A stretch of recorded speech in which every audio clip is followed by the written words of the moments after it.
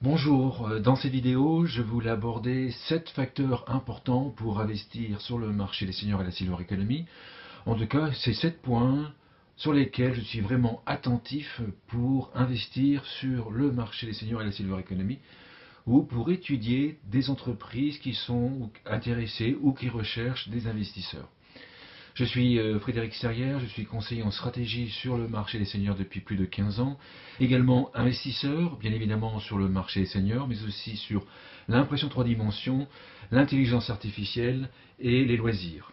Donc dans cette vidéo, je voulais parler avec vous de 7 facteurs importants pour investir sur le marché senior.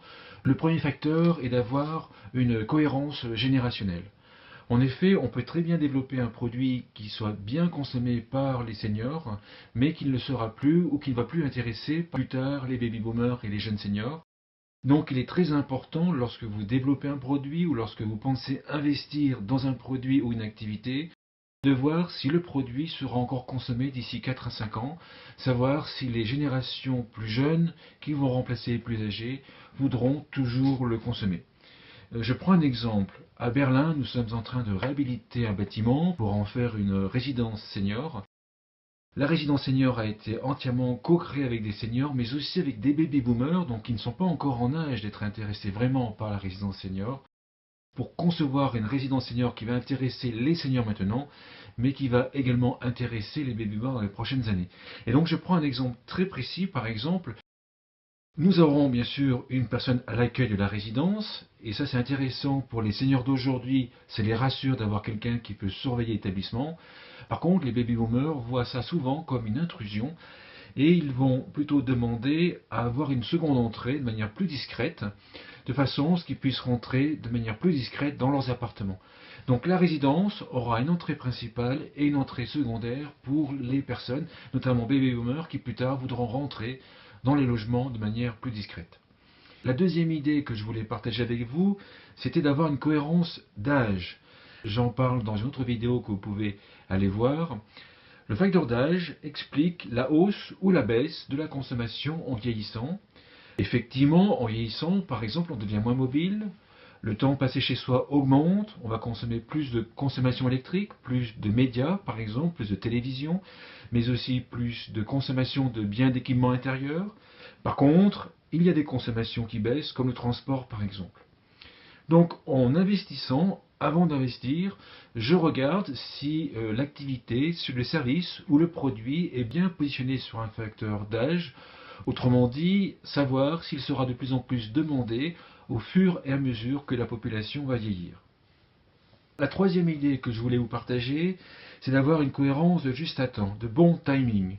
Effectivement, quand on parle de la silver economy, du marché des seniors, mais aussi du vieillissement démographique, on ne parle pas forcément du court terme, on parle du moyen terme, voire long terme. Et d'ailleurs, quand on parle du vieillissement démographique dans les études, on voit souvent le chiffre de 2040, 2050, voire 2060.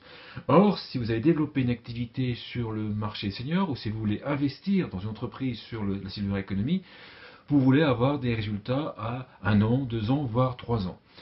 Donc il est très important de savoir si le produit qui est proposé va rencontrer une demande maintenant, ce qui n'est pas forcément le cas de la plupart des entreprises sur la silver economy.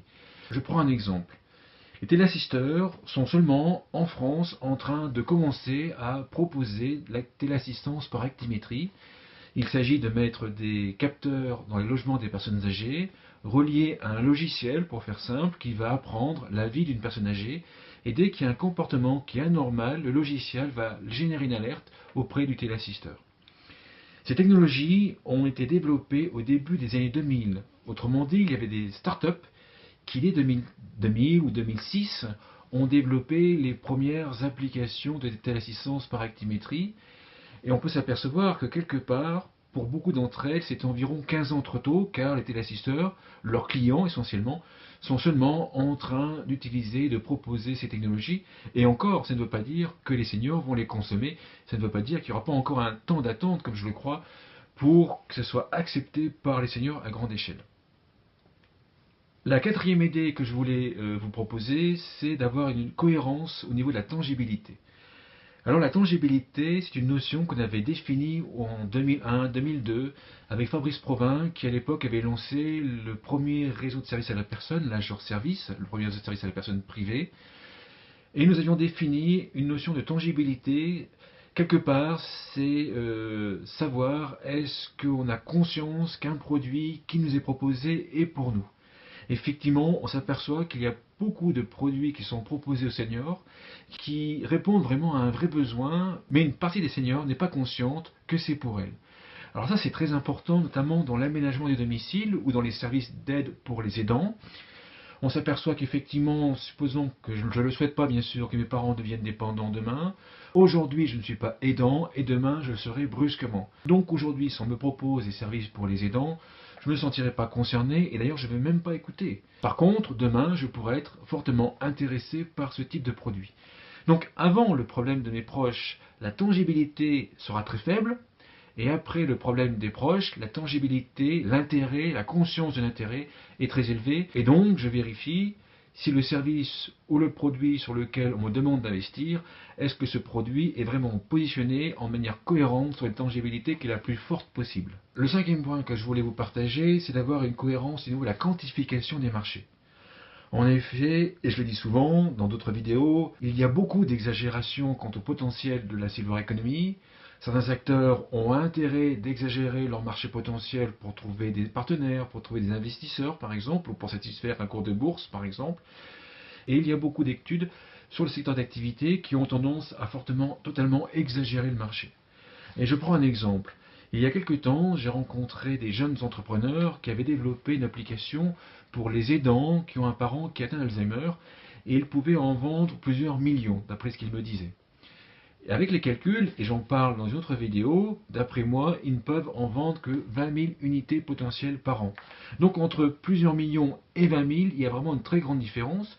Donc lorsque l'on me demande ou lorsque l'on me propose d'investir dans une entreprise sur la silver economy, je vais bien sûr regarder, bien écouter, savoir si la start-up ou l'entreprise a vraiment quantifié de manière très sérieuse son marché, et bien sûr je vais valider les conclusions auxquelles cette start-up a abouti. Le sixième point, il est plus personnel, il est très important à mes yeux, c'est que je valide le profil psychologique et le caractère psychologique des dirigeants et des actionnaires existants dans la startup dans laquelle on me propose d'investir. En effet, la silver economy attise les convoitises à l'heure actuelle et on s'aperçoit qu'il y a beaucoup de requins, ce genre de pervers narcissiques, qui sont en train de scruter les startups pour essayer de les conquérir à vil prix. Donc, on s'aperçoit effectivement que lorsqu'il y a un requin déjà présent dans une startup, la startup a très peu de chances de réussir. Et donc, s'il y a un actionnaire malsain, je n'investis pas dans la startup en question. Le septième point, aussi important que les autres, c'est la distribution. En effet, si vous avez assisté à des débats sur la silver economy, si vous avez assisté à des petits déjeuners ou lu des études, vous aurez forcément entendu qu'il y a un problème de distribution pour une grande partie des services et des produits pour les seniors. Il peut être en effet très difficile de cibler les seniors, d'atteindre la cible des seniors, et donc il sera très important de valider si la startup ou l'entreprise aura bien défini une stratégie qui est cohérente. Je prends un exemple d'échec aux USA. Il y a quelques années, une startup qui était très prometteuse d'après beaucoup d'analystes s'appelait Lively. C'était une montre GPS qui proposait également d'autres services pour les personnes âgées. Et il y a eu 20 millions de dollars investis, notamment dans la publicité pour la vente directe. Or, ceux qui connaissent le marché senior, ils savent que pour ce type de produit et pour ce type de cible, la vente directe n'est pas le meilleur moyen et qu'il faut au contraire avoir absolument un réseau de distribution déjà bien constitué. Donc, ces 20 millions de dollars qui ont été investis de manière erronée dans la distribution, l'entreprise a été liquidée et a été rachetée par GreatCall, qui est un opérateur téléphonique américain spécialisé depuis très longtemps sur les seniors. Voilà ce que je voulais vous dire dans cette vidéo. Voilà 6 points, 6 idées. Bien sûr, ce n'est pas exhaustif. Les points sur lesquels je porte beaucoup d'attention avant d'investir dans une entreprise sur la silver economy et le marché senior. J'espère que cette vidéo vous aura permis d'avancer dans votre réflexion, vous aura été utile. Si la vidéo vous a plu, je vous invite à vous abonner à cette chaîne. Il suffit de cliquer pour vous abonner. Vous pouvez également appuyer sur la petite cloche qui vous permet de recevoir des notifications automatiques dès que je publie une nouvelle vidéo. Je vous remercie beaucoup d'avoir écouté cette vidéo.